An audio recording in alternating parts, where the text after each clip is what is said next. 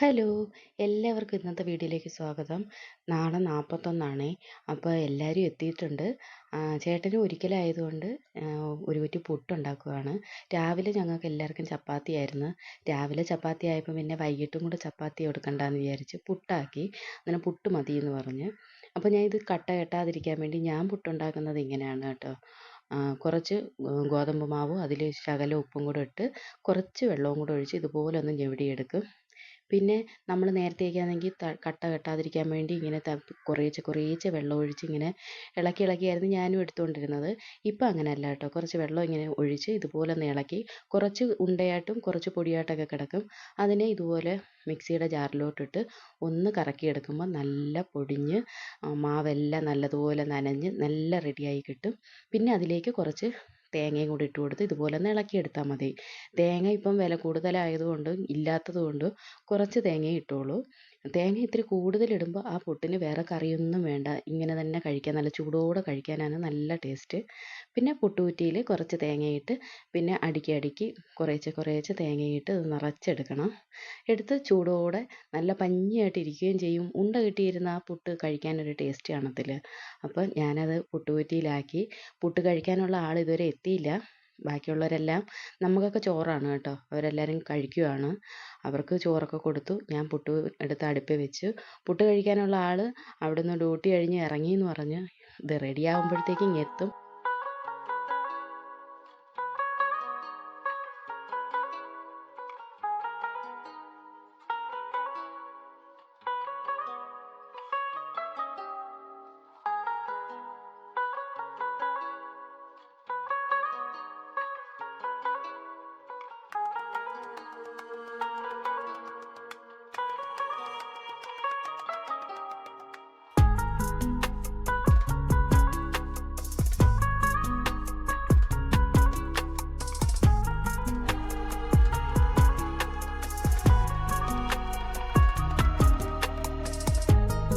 എല്ലാവരും കഴിച്ചുകൊണ്ടിരിക്കുമ്പോൾ തന്നെ ചേട്ടനും എത്തി. ഞാൻ വരുമ്പോൾ കുറച്ച് പപ്പടം മേടിച്ചുകൊണ്ട് വരണേന്ന് പറഞ്ഞിട്ടുണ്ടായിരുന്നു. ഇപ്പോഴാണ് കൊണ്ടുവന്നത്. അവർ കഴിച്ച് പകുതിയായി. ഞാൻ കുറേ നേരം നോക്കി. വരുമ്പം വന്നിട്ട് കൊടുക്കാമെന്നും പറഞ്ഞ് നിന്നപ്പം താമസിച്ച്. അപ്പം പിന്നെ അവർക്കങ്ങ് ചോറ് കൊടുത്തു. പിന്നെ വന്ന ഉടനെ പപ്പടം തന്നു. അതിനെ പെട്ടെന്ന് കാച്ചി എല്ലാവർക്കും ഓരോ പപ്പടവും കൂടെ കൊടുത്തു.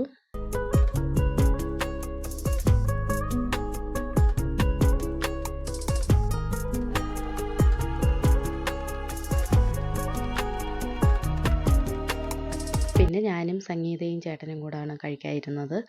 ചേട്ടന് പുട്ടിൻ്റെ കൂടെ പപ്പടമാണ്. അതും കൂടെ കൊടുത്തു. പഴം അത്ര ഇഷ്ടമല്ല. അതുകൊണ്ട് പപ്പടം മതിയെന്ന് പറഞ്ഞു. അങ്ങനെ പപ്പടവും കൂടെ കൊടുത്തു. പിന്നെ ഞങ്ങൾ ചോറ് കഴിച്ചു.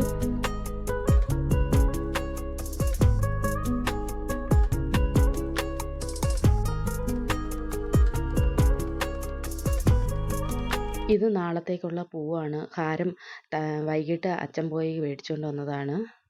പടത്തിലിടാനും പിന്നെ നമുക്ക് കൊണ്ടുപോകാനുമുള്ള ഹാരമാണിത്. ഫുഡൊക്കെ കഴിച്ചിട്ട് എല്ലാവരും അവിടെ ഇരുന്ന് ടി വിയൊക്കെ കണ്ടുകൊണ്ടിരിക്കുകയാണ്. ഈ സമയത്ത് ചേട്ടൻ രാവിലത്തേക്കുള്ള മുണ്ട് തേച്ചുകൊണ്ടിരിക്കുക. അപ്പോൾ എനിക്കും സെറ്റ് സാരിയാണ് ഞാൻ ഉടുക്കുന്നത്. അപ്പോൾ അത് എനിക്കും ഒന്ന് തേക്കണമായിരുന്നു. അപ്പം പിന്നെ ഞാനും എടുത്തുകൊണ്ട് വന്നു. അത് തേച്ച് കഴിഞ്ഞിട്ട് എനിക്കും തേക്കണം.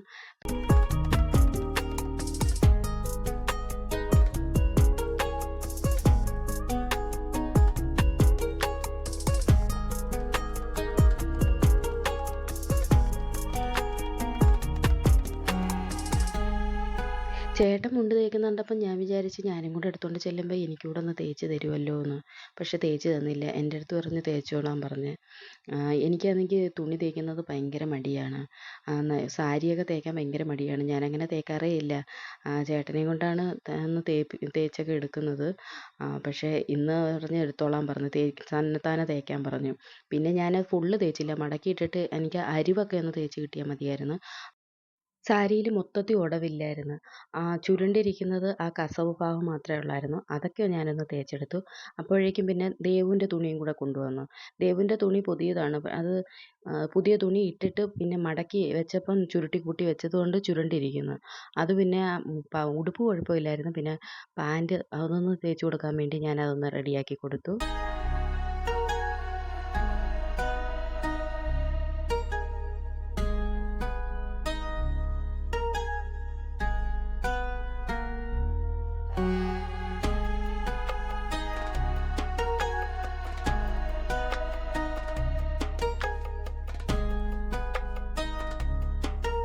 അങ്ങനെ എൻ്റെ സാരി ഞാൻ തേച്ച് കഴിഞ്ഞു. പിന്നെ അവളുടെയും കൂടെ പാൻറ്റൊക്കെ ഒന്ന് തേച്ച് കൊടുത്തു.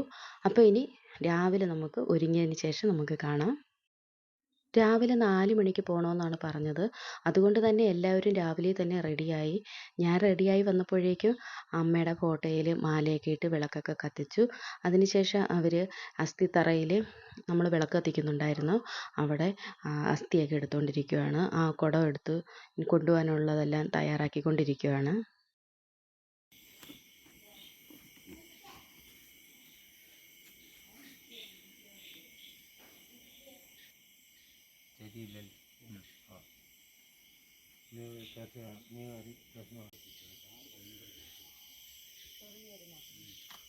കൊണ്ടുപോകാനുള്ളതെല്ലാം തയ്യാറാക്കി വെച്ചു. പിന്നെ നമ്മളും റെഡിയായി നിൽക്കുകയാണ്. 4 മണി ആയില്ല, 3:45 ആയുള്ളായിരുന്നു. അതുകൊണ്ട് ഞങ്ങൾ പിന്നെ കുറച്ച് നേരം കൂടെ അവിടെ വെയിറ്റ് ചെയ്തു. വേറെ വണ്ടിയൊന്നും നമ്മൾ വിളിച്ചില്ല, നമ്മൾ മാത്രമേ ഉള്ളായിരുന്നു. എങ്കിലും ഞങ്ങളുടെ വണ്ടിയിൽ എല്ലാവർക്കും കൂടെ സ്ഥലമില്ലാത്തത് കൊണ്ട് പിന്നെ സ്കൂട്ടറും കൂടെ എടുത്തു.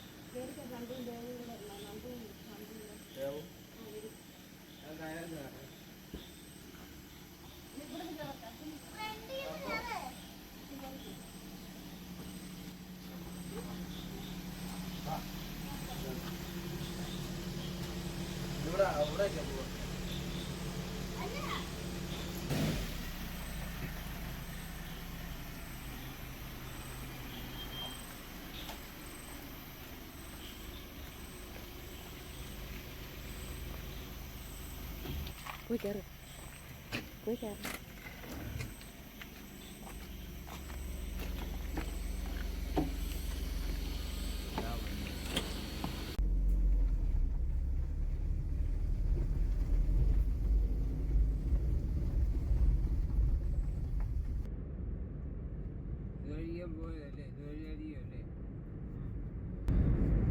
വെളുപ്പിനെ ആയതുകൊണ്ട് റോഡിലൊന്നും തിരക്കില്ലായിരുന്നു. അതുകൊണ്ട് നമുക്ക് പെട്ടെന്ന് വണ്ടി ഓടിപ്പോവാൻ പറ്റി.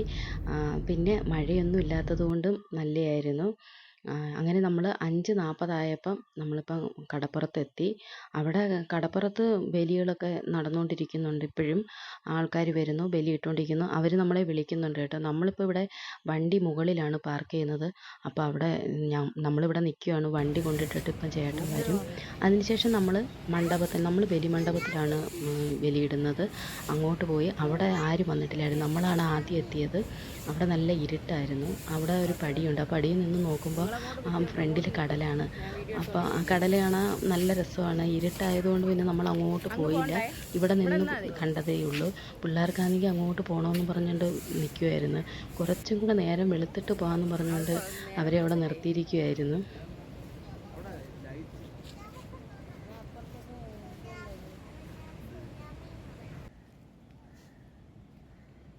അങ്ങനെ നേരെ ഒന്ന് വെളുത്ത് വന്നപ്പം പിന്നെ അവരെയും കൊണ്ട് നമ്മൾ കടപ്പുറത്തോട്ട് പോയി. അതിൻ്റെ ഫ്രണ്ടിൽ തന്നെയാണ്. കുറച്ചും കൂടെ അങ്ങോട്ട് ഇറങ്ങി കടലൊക്കെ കാണാനും ഒക്കെ ഇറങ്ങി നിന്നു. അവിടെ എത്തിയപ്പോഴാണ് അവിടെ ഇങ്ങനെ കയറ് കെട്ടിയേക്കുവാണ്. അങ്ങ് ഇറങ്ങാൻ പറ്റത്തില്ല. ബലിയിടുന്ന സമയത്ത് അവർ മാത്രം അതിനകത്ത് അങ്ങോട്ട് ഇറങ്ങാൻ പറ്റും. ആ കൂട്ടത്തിൽ നമുക്ക് കൂടെ നിൽക്കുന്നവർ കൂടെ ഇറങ്ങാം. അല്ലാതെ ബീച്ചിലെ പോലെ അങ്ങ് വെളിയിലിറങ്ങി അങ്ങ് കടലിനകത്ത് ഇറങ്ങി കളിക്കാനോ ഒന്നും പറ്റത്തില്ല. അവിടെ കയർ അതുകൊണ്ട് കെട്ടിയേക്കുവാണ്. പിന്നെ നല്ല വൃത്തിയാണ് അവിടെ. നമ്മൾ നിൽക്കുന്നിടത്തുനിന്ന് കുറച്ച് അപ്പുറത്തായിട്ട് ബലിയൊക്കെ നടന്നുകൊണ്ടിരിക്കുകയാണ്. അവിടെ കുറേ ആൾക്കാർ ഇതുപോലെ ഇരിപ്പുണ്ട്, ബലിയിടാനും നടത്തി കൊടുക്കാനൊക്കെ ഉള്ളവർ. അങ്ങനെ അവരവിടെ ഇട്ടുകൊണ്ടിരിക്കുകയാണ്. നമ്മൾ കുറേ നേരമൊക്കെ ഇവിടെ നിന്നു. നമുക്ക് 6:45 ആയിട്ടേ അവിടെ ബലി കർമ്മങ്ങളൊക്കെ നടക്കുകയുള്ളൂ. അതുകൊണ്ട് നമ്മൾ ചേട്ടനും അച്ഛനും കൂടെ അവിടെ വെയിറ്റ് ചെയ്യുകയാണ്. നമ്മളിങ്ങോട്ട് ഇറങ്ങി നിന്നു.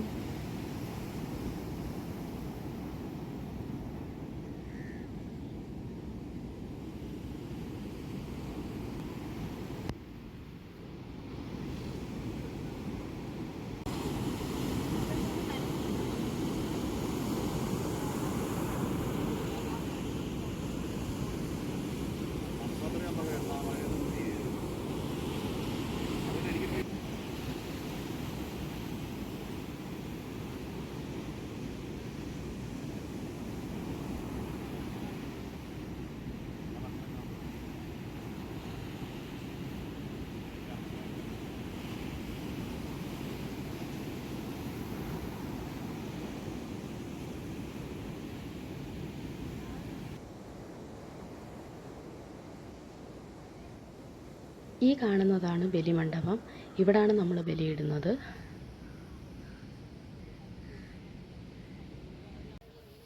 ഇപ്പോൾ നമ്മൾ അസ്ഥിയൊക്കെ ഒഴുക്കി ബലിയൊക്കെ കഴിഞ്ഞു.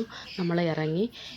നമ്മൾ ഇങ്ങോട്ട് വന്നപ്പോൾ തന്നെ അമ്പലം കണ്ടിരുന്നു. അപ്പോഴേ അമ്പലത്തിൽ കയറണമെന്നൊക്കെ വിചാരിച്ചാണ് വന്നത്. പക്ഷേ ഇവിടെ അവർ പറഞ്ഞു ഇന്ന് അസ്ഥി കൊണ്ടുവന്നതുകൊണ്ട് കൂടെ വന്നവർ ആരും നമുക്കാർക്കും അമ്പലത്തിൽ കയറാൻ പാടില്ല. അതുകൊണ്ട് ഇന്ന് അമ്പലത്തിലൊന്നും കയറല്ലെന്ന് പറഞ്ഞു. അതുകൊണ്ട് നമ്മളിനി അമ്പലത്തിലൊന്നും കയറി തൊഴുന്നില്ല.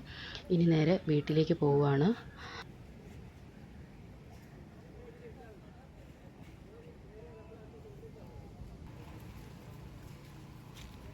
ചെരുപ്പൊക്കെ ഇട്ടാ? എല്ലാരും ചെരുപ്പൊക്കെ ഇട്ടാ? ആരുമില്ല, എല്ലാരും പോയി.